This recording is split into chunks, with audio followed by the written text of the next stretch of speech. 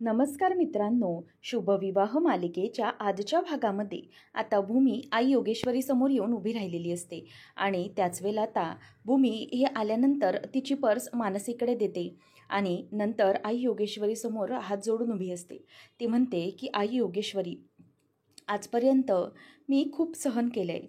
आत्ताही जेव्हा घरी मी आले तेव्हा पौर्णिमाला मी ठामपणे सांगितलं आहे, तिला स्पष्टपणे सांगितलं आहे मी की माझी इच्छाही पूर्ण होणारच आहे.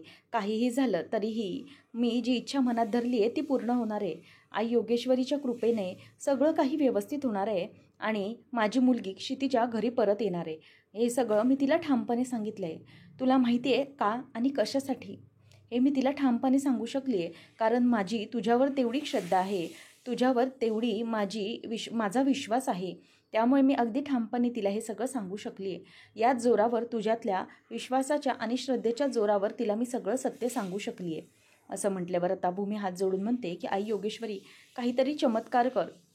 आज कोर्टामध्ये निराशापदरी पडल्यानंतर जी व्यक्ती, जिला माझ्या चांगुलपणाचं जराही काही काडीमात्र फरक पडत नाही, जिला माझं चांगुलपणा मुळात नकोच आहे, माझं चांगलं झालेलं त्या व्यक्तीला नको, अशा व्यक्तीच्या हातून मी आज साखर खाल्ली आहे. का माहिती आहे? कारण तू अनपेक्षितपणे काहीतरी गोडवा दिला आहेस. कोर्टामधून असं कडूतोंड घेऊन आल्यानंतर काहीतरी हातावर साखर देऊन तुझ्या पद्धतीने तू आमच्यातला हा जो काही कडवटपणा होता तो कमी केला आहेस. तर त्याचं फळ तू मला नक्कीच देशील हे मला माहिती आहे. या सगळ्यात घरात जे काही चाललं आहे, कोर्टात जे काही चाललं आहे, त्यामधून तू मला हा संकेत दिलास की सगळं काहीतरी व्यवस्थित होणार आहे. परंतु तुझ्यावरच आशा आहे. तुझ्यावर सगळी इच्छा आकांक्षा लादली आहे मी माझी. मला खरंच न्याय मिळवून दे. जोपर्यंत माझी मुलगी येत नाही घरी तोपर्यंत तुझ्यावरची ही श्रद्धा मी ढळू देणार नाही. आता तुझ्यावर आहे की तुला माझ्या बाबतीत काय करायचं आहे ते. देवी आई, तो नर्स, तिचा नवरा हे दोघंजणही खूप गरजेचे होते. आता तिचा नवरा हा हवा आहे, त्यामुळे काही कर, परंतु हा पुरावा लवकरात लवकर आमच्यापर्यंत आला पाहिजे. असं म्हणून आता ती टेन्शनमध्ये असते आणि देवी आईला साकडं घालत असते की आमच्या कुटुंबावर जे काही संकट आलं आहे ते संकट तू दूर कर. तुझ्यावर श्रद्धा आहे ती ढळू देऊ नकोस. आई योगेश्वरी, तू जगाची आई आहेस. तू आमची आई बन आणि आमच्यावरचा हा मोठा जो काही संकट आलं आहे त्याचं निवारण कर. तुझ्यावर खूप श्रद्धा आहे माझी, ती अशा प्रकारे ढळू देऊ नकोस. असं म्हणून ती हात जोडून देवीकडे मागणं मागत असते आणि म्हणते की तू आता जोपर्यंत मला कोणताही संकेत देणार नाहीस ना, तोपर्यंत मी अशीच तुझ्यासमोर उभी राहणार आहे. आणि त्यामुळे तू आता आज मला आजच्या आज काहीतरी संकेत दे. नाहीतर उद्या कोर्टात केस उभी राहिल्यानंतर आमच्याकडे हातात काहीही उरणार नाही. देवी आई, मला न्याय हवा आहे. माझी मुलगी मला परत हवी आहे, त्यामुळे माझी मुलगी मला काहीही करून तू परत मिळवून दे. असं भूमी आता देवी आईला हात जोडून साकडं घालत असते आणि त्याच वेळेला आता भूमीचे हात जोडून होत आलेले असतात. ती म्हणते की देवी आई, जोपर्यंत तू मला संकेत देत नाहीस ना तोपर्यंत मी इथून आता हलणार नाही आहे. तेव्हा भूमी तिकडची कापराची जी डबी उघडते आणि त्या डबीमधला जो कापूर हातात घ्यायला लागते तेव्हा लगेच आकाश म्हणतो की भूमी, हे काय करतेस तू? तेव्हा ती म्हणते की आकाश, काही नाही, मी आता हा जळता कापूर हातात धरून देवीसमोर उभी राहणार आहे. जोपर्यंत ती मला काही संकेत देणार नाही तोपर्यंत मी इथून हलणार नाही आहे. आणि हा माझा विश्वास आहे की देवी माझ्यासाठी नक्कीच काहीतरी विचार करत असेल.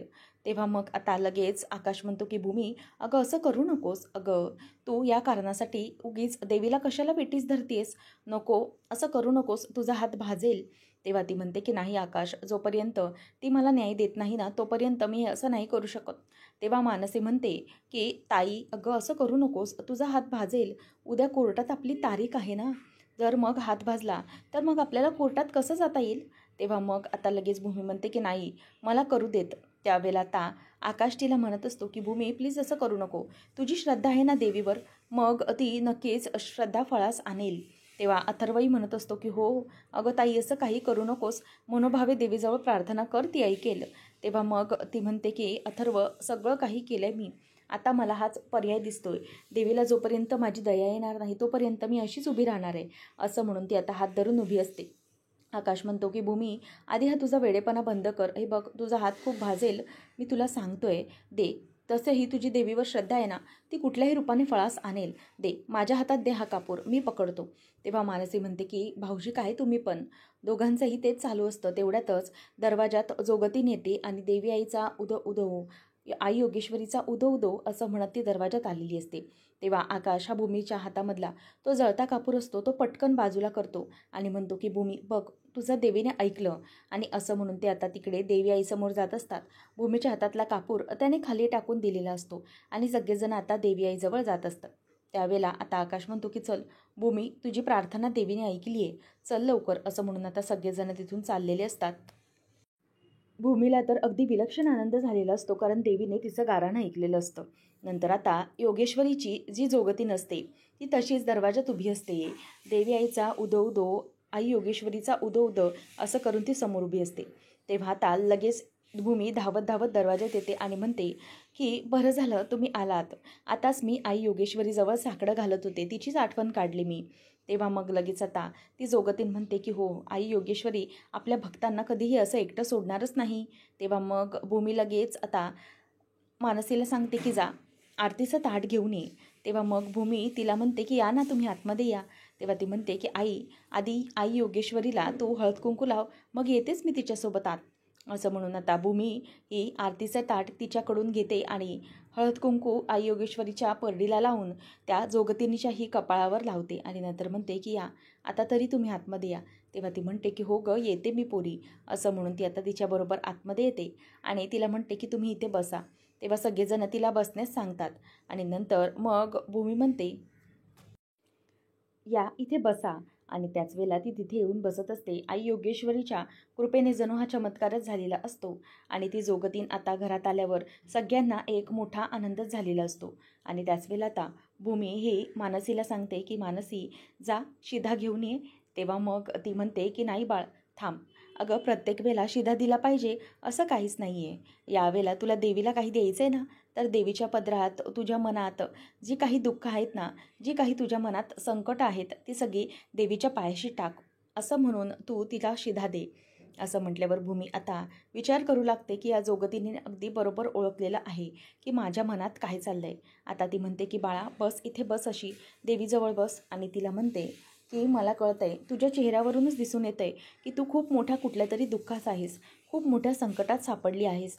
तेव्हा ती म्हणते की हो, आई योगेश्वरीसाठी आई योगेश्वरीकडे त्याच्यासाठीच मी मागणं मागत होते की आई योगेश्वरी हिने माझं बाळ मला परत द्यावं. आमचं बाळ हे दुसऱ्या कोणाकडे तरी आहे आणि ते आम्हाला परत देतच नाही आहेत. कोर्टामध्ये केस उभी आहेत, परंतु काहीही मार्ग नाही आहे, पुरावा नाही आहे आमच्याकडे की ती आमची मुलगी आहे हे दाखवण्यासाठी. तेव्हा लगेच ती जोगतीन म्हणते की हे बघ बाळा, या जगात कितीही कोर्ट असले ना, तरीही ते जे वरचं कोर्ट आहे ना, त्या कोर्टात कधीही देवी आई अन्याय घडू देणार नाही. ती वर बसलेली देवी आहे ना, ती प्रत्येकाच्या बाबतीत अन्याय करते आणि ती बसलेली देवी आई कुठेही कोणाला अन्याय घडू देणार नाही. ती एकच आहे जी सगळ्यांना न्याय मिळवून देऊ शकते. त्यामुळे आता मी तुला सांगते की तू नको काळजी करूस. देवी आई आहे तुझ्यासोबत, ती कुठल्याही प्रकारचा अन्याय तुझ्यासोबत घडू देणार नाही. तुझ्या पदरात जे आहे पोरी ते तुझ्या नशिबात नक्की येणार म्हणजे येणार. तू चिंता करू नकोस. असं म्हटल्यावर आता सगळ्या जणांना आनंद होतो, कारण खुद्द देवी आईच्या जोगतिनीने भूमीला संकेत दिलेला असतो की किती काही झालं तरीही तूच केस जिंकणार आहेस. तेव्हा मग ती म्हणते की खरंच खूप चांगलं होईल, तुम्ही माझं ऐका. देवी आईने माझं साकडं ऐकलं याचं मला खरंच खूप बरं वाटलं. आता भूमी देवी आईच्या पायाशी स्वतःचे दुःख ठेवते आणि तिथे हात ठेवून ती देवी आईला नमस्कार करते आणि जोगतीने सांगितल्याप्रमाणे तिची सगळी जी दुःख आहेत, जी सगळी संकट आहेत आणि क्षितिजाला तिला परत मिळवायचंच आहे असा निर्धार आता देवी आईसमोर हात जोडून करत असते. तेवढ्यातच तिथून पौर्णिमा आणि रागिनी येतात. त्या दोघीजणही जोगतीनीकडे बघत असतात. तेव्हा आता लगेच ती जोगतीन म्हणते की हे घे बाळा, हा नारळ घे आणि हा नारळ घेऊन याचा प्रसाद कर आणि तो सगळ्या घराला वाट. आणि त्याचप्रमाणे हा जो प्रसाद आहे ना, हा तू एकटीनेच उघडायचा आहेस आणि एकटीनेच खायचा आहेस. त्यावेळेला मग तो प्रसाद घेतल्यानंतर ती म्हणते की एकटीनेच खायचा आहे का मी? तेव्हा जोगतीन म्हणते की हो, तुला हा एकटीनेच खायचा आहे. मग त्याच वेळेला ती म्हणते की देवी आईने तुला आता मोठं वरदान दिलं आहे, काही झालं तरीही तू आता यातून चुकणार नाहीस. असं म्हणून तिच्या कपाळाला ती हळद लावते आणि देवी आईचा आशीर्वादच देते आणि मग तिथून ती निघून चाललेली असते. भूमी आता मनातल्या मनात म्हणते की मला माहीत आहे देवी आई कधीही माझ्या संकटाला धावणारच आणि म्हणूनच तिने आजपर्यंत जे काही केलं आहे त्याच्यावर माझा पूर्ण विश्वास आहे. ती कधीही माझा विश्वास ढळू देणार नाही. आता आकाशकडे ती बघते तेव्हा आकाशलाही आनंदच झालेला असतो, कारण देवी आईने खुद्द संकेत दिलेला असतो की सगळं काही व्यवस्थित होणार आहे आणि आत्तापर्यंत जे काही चुकीचं घडलं आहे त्यामध्ये देवी आई ही अगदी सगळं निवारून टाकणार आहे. तेव्हा पौर्णिमा आणि रागिनी ही त्यांच्याकडे एकमेकींकडे बघायला लागतात, कारण देवी आई आल्यामुळे त्यांनाही जराशी भीतीच असते की नेमकं काय घडलं आहे. तेव्हा भूमी ही रूममध्ये येते आणि म्हणते की त्या जोगतिनीने हा प्रसाद मला एकटीलाच खायला सांगितला होता, म्हणून ती आता रूममध्ये येते आणि ती चिठ्ठी उघडते आणि त्याच्यामधला जो प्रसाद असतो तो खाते आणि म्हणते की देवी आईचीच इच्छा आहे ही सगळी. आणि मग तो प्रसाद खाल्ल्यानंतर ती खाली बसते आणि त्याच्यामध्ये जे लिहिलेलं असतं ते ती वाचायला लागते. मी प्रीती नर्सचा नवरा भूमी मॅडम, मला तुम्हाला काहीतरी महत्त्वाचं सांगायचं आहे. आता माझी बायको तर उरलेली नाही आहे, परंतु जे काही सांगायचं ते मला तुम्हाला सगळं काही व्यवस्थितपणे सांगून टाकायचं आहे आणि मला यामागचं हे सगळं कोणी कारस्थान केलं हे सगळं तुम्हाला सत्य सांगायचं आहे. आज रात्री 10 वाजता खाली दिलेल्या नंबरवर फोन करा, असं म्हणून त्या नंबरवर आता लिहिलेलं असतं. आणि तेवढ्यात आकाश येतो. आकाश म्हणतो की भूमी काय झालं? तेव्हा भूमी आकाशला ती चिठ्ठी दाखवते आणि वाचायला सांगते. त्यावेळेला आकाश आता ती चिठ्ठी पटकन भूमीच्या हातातून घेतो आणि ती वाचायला लागतो. आणि ती वाचल्यानंतर आकाशलाही आता फार मोठा आश्चर्याचा धक्का बसतो की ही चिठ्ठी. तेव्हा मग भूमी म्हणते की आता मगाशी देवी आईची जी जोगतीन आली होती ना, तिने ही चिठ्ठी म्हणजेच तिने हा प्रसाद दिला होता त्यामध्ये ही चिठ्ठी होती. तेव्हा मग आता आकाश म्हणतो की भूमी ही तर खरंच खूप आनंदाची बातमी आहे. म्हणजे प्रीती नर्सचा नवरा त्याने जर आपल्याला सांगितलं तर मात्र आपल्या सगळ्या गोष्टी व्यवस्थित होतील. त्याने जर आपल्या बाजूने कोर्टात साक्ष दिली तर सगळ्या गोष्टी अगदी क्लिअर होऊन जातील. तेव्हा मग भूमी आणि आकाश खूप खुश असतात आणि एकमेकांना मिठी मारतात की फायनली आपल्याला काहीतरी मार्ग सापडला आहे, नक्कीच काहीतरी होऊ शकतं. तेव्हा आकाश भूमीला म्हणतो की भूमी, आठवणीने या रात्री नंबरवरती आपल्याला फोन लावायचा आहे. आणि इथे जोगतीन ही पुन्हा भूमीच्या इथून चालत चालत आलेली असते आणि ती त्या प्रीती नर्सच्या नवऱ्याजवळ येऊन उभी राहते. तेव्हा तो हात जोडून म्हणतो की तुम्ही केलंत ना माझं काम? तेव्हा ती म्हणते की हो बाळा, केलं आहे मी तुझं काम आणि तू इथून जाता जाता मला योग्य वेळी गाठलंस म्हणून बरं झालं. खरंच ती मुलगी खरंच खूप मोठ्या संकटात होती, तिचं निवारण कर. आजपर्यंत खूप पापं केली आहेस तू, परंतु आता जे काही एक काम करशील त्याने तुझी सगळी पापं धुवून टाकली जातील, त्यामुळे याचं प्रायश्चित्त घे, असं म्हणून जोगतीन तिथून आता निघून जाते. तेव्हा तो नर्सचा नवरा तिथेच बसतो आणि तो म्हणत असतो की नाही, आता काही झालं तरीही मला हे सगळं करायचंच आहे. मला पापांचं किंवा पुण्याचं नाही माहिती, परंतु आता माझी प्रीती इथे राहिली नाही आहे, परंतु ज्या कारणासाठी आम्ही दोघं एकत्र होतो तिने आजपर्यंत प्रत्येक सुखात दुःखात माझी साथ दिली आहे, चांगल्या वाईट कामांमध्ये देखील साथ दिली आहे. परंतु आता मात्र आम्ही जे ठरवलेलं ते मी पूर्ण करणारच. ज्या बाबतीत भूमीला म्हणजेच जिने माझ्या बायकोला मारलं ती रागिनी पटवर्धन, तिचा खुलासा मी सगळ्यांसमोर करणार आहे आणि ते केल्याशिवाय आता मी शांत बसणार नाही, कारण यानेच माझ्या बायकोला न्याय मिळणार आहे, असं म्हणून तो आता रडत असतो. आणि काही झालं तरीही कोर्टात आता रागिनीच्या विरोधात मला साक्ष देता आली नाही तरी चालेल, परंतु मी भूमीला सगळं सत्य सांगणार, असं त्याने आता ठरवलेलं असतं. नंतर आता रात्र झालेली असते. आकाश आणि भूमी हे त्या नर्सच्या नवऱ्याला फोन करणार असतात आणि त्याचीच वाट ते बघत असतात. आता इथे रागिनी मात्र जरा काळजीतच असते, नुसते इथून तिथे फेऱ्या मारत असते. पौर्णिमा येते आणि म्हणते की आई काय झालं, तुम्ही इतक्या टेन्शनमध्ये का आहात? तेव्हा मग रागिनी म्हणायला लागते की अगं पौर्णिमा, मी टेन्शनमध्ये काय म्हणजे तुला कळतंय का? अगं रागिनी, म्हणजेच ती नर्स होती ना, ती नर्स तर गेली आणि तिचा बंदोबस्त संत्याने अगदी व्यवस्थित केला आहे, परंतु तिचा नवरा तो अजूनही बाहेर आहे. पोलीस त्याला शोधतायत, भूमीही त्याच्या मागावरच असेल. अशातच त्याची बायकोही गेली आहे, त्यामुळे तो सत्य सांगायला मागे पुढे करणार नाही. मला हीच भीती वाटते की जर तो कोणालाही सापडला, पोलीस किंवा भूमी, तर आणि तो सगळ्यांच्या पुढ्यात पचकला तर मात्र सगळीच वाट लागेल, आपण सगळ्यामध्ये अडकले जाऊ, असं ती आता बोलत असते. त्यावेळेला पौर्णिमा ही रागिनीला घाबरलेली बघते आणि म्हणते की आई, अहो नका चिंता करू, तुम्ही कशाला काळजी करताय, तुम्ही सगळं काही व्यवस्थित होईल, तुम्ही नका घाबरू. असं ती तिला सांगत असते. त्यावेळेला आता आकाश आणि भूमी रात्रीचे 10 वाजण्याची वाट बघत असतात आणि त्यानंतर भूमी येते आणि आकाशला म्हणते की आकाश हे बघ 10 वाजलेत. आकाश म्हणतो की पटकन फोन लाव. भूमी फोन लावते त्या नंबरवर आणि मग रिंग होते आणि तो नवरा फोन उचलतो. तेव्हा मग ती म्हणते की हॅलो, मी भूमी बोलते. मग तो म्हणतो की मॅडम नमस्कार, मी प्रीती नर्सचा नवरा बोलतोय. तेव्हा भूमी म्हणते की तुम्हाला याबद्दल काही माहीत असेल तर प्लीज सांगा ना. तेव्हा तो म्हणतो की हो मॅडम, तुम्हाला माहिती आहे मला तुम्हाला मदतच करायची आहे म्हणून मी तुम्हाला नंबर पाठवला आहे माझा. बरं, तुम्हाला माहिती आहे मी आता तुम्हाला पुरावा तर देऊ शकतो. साक्ष देण्यासाठी मी वाचेन की नाही मला माहिती नाही, कारण सगळे जण माझ्या मागावर आहेत, ते लोक माझ्या मागावर आहेत. जर मी त्यांना सापडलो तर माझाही खून होऊ शकतो. भूमी म्हणते की प्लीज मला सांगा ना की काय झालं होतं नेमकं. तेव्हा मग तो सांगतो की मी एक पुरावा देतो. तुम्हाला माहिती आहे तुम्ही जेव्हा हॉस्पिटलमध्ये CCTV फुटेज बघण्यासाठी आला होतात त्यावेळेला तिथे जो चौधरी नावाचा माणूस होता ना, त्याने ते CCTV फुटेज डिलीट करून टाकलं होतं. ते फुटेज करप्ट झालं होतं असं तुम्ही पाहिलं होतात, परंतु ते फुटेज हे डिलीट झालं होतं. त्यामुळे तुम्हाला त्यातलं काहीही दिसलं नाही. परंतु मी तुम्हाला त्या चौधरीचा पत्ता देतो. तुम्ही त्या पत्त्यावर जाऊन भेटा त्याला. मग कदाचित त्याच्याकडे त्याची कॉपीही असू शकते किंवा त्याने डिलीट केले असा पुरावा तो कोर्टात तरी देऊ शकेल किंवा सांगू तरी शकेल. तेव्हा मग आता भूमी म्हणते की बरं तुम्ही एक काम करा, निदान या सगळ्याच्या मागे कोण मास्टर माइंड असेल ते तरी आम्हाला सांगा, म्हणजे आम्हाला कळू शकेल की या सगळ्यात कोणाचा हात आहे ते. त्याच्यापर्यंत आपण लवकरच शोधू शकू. तेव्हा मग तो म्हणायला लागतो की हे बघा मॅडम, माझा जीव धोक्यामध्ये आहे. आत्ताच्या कोणत्याही क्षणी माझा खून होऊ शकतो. ते लोक माझ्या मागावर आहेत, त्यामुळे मी तुम्हाला जेवढं सांगता येईल तेवढं सांगतो. परंतु या सगळ्याच्या मागे असं तो काही बोलायला जाणार तेवढ्यातच आता तिथून गोळी झाडल्याचा आवाज येऊ लागतो आणि तो तिथून पळून जातो. त्याला गोळी सुदैवाने लागत नाही. आता भूमी घाबरते आणि म्हणते की आकाश, कसला आवाज होता हा? तेव्हा आकाश म्हणतो की गोळी झाडल्याचा आवाज होता. त्याचाही खून झाला असेल का? तेव्हा भूमी म्हणते की नाही, आकाश आपल्या हातातला हा एकमेव साक्षीदार होता. असं काही व्हायला नको. आकाश म्हणतो की भूमी थांब, नक्कीच काहीतरी घडेल. आपल्याला त्याने खूप मोठा क्लू दिला आहे, त्याच्यावरून आपण बघूया की काय होतं आहे ते.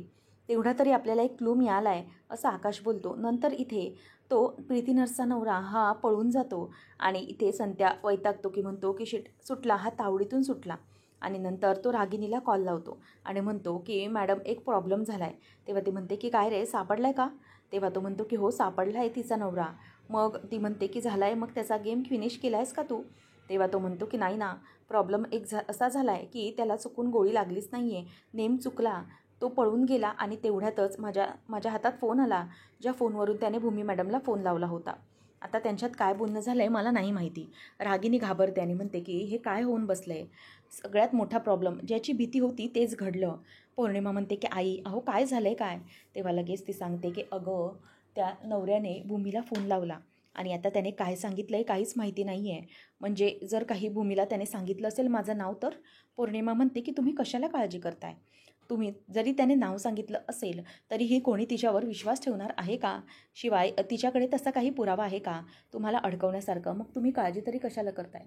आता कालचंही प्रकरण बघा, तिने गीतांजलीची जी ॲडव्होकेट आहे ती अमोलीला तुम्ही मिळवून दिली आहे असं विधान केलं होतं. परंतु तिच्याकडे कसला पुरावा नसल्यामुळे आकाशने तरी तिच्यावर विश्वास ठेवला होता का? नाही. तसंच होणार आहे. तिच्यावर कोणीही विश्वास ठेवणार नाही, त्यामुळे तुम्ही काळजी करू नकाच. तेव्हा मग रागिनी खूप खुश होते आणि म्हणते की ठीक आहे. मग आकाशला याच्यावर विश्वास बसणार नाही असं म्हटल्याबरोबर रागिनी म्हणायला लागते की नाही, परंतु मला काळजी वाटते की जर त्याने काही पुरावा वगैरे दिला असेल तर नक्की काय घडलं असेल तर, किंवा आकाश हा फोन आल्यानंतर भूमीच्याच बाजूला वगैरे बसला असेल तर हे सगळं ऐकण्याची शक्यता आहे.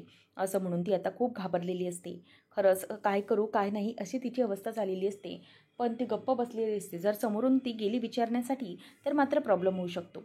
तर आकाश आणि भूमी तिथे जिथे त्या नवऱ्याने प्रीतीच्या ॲड्रेस दिला त्या ॲड्रेसवर पोहोचलेले असतात आणि एका माणसाला तो पत्ता विचारतात की हा पत्ता तुम्हाला माहीत आहे का?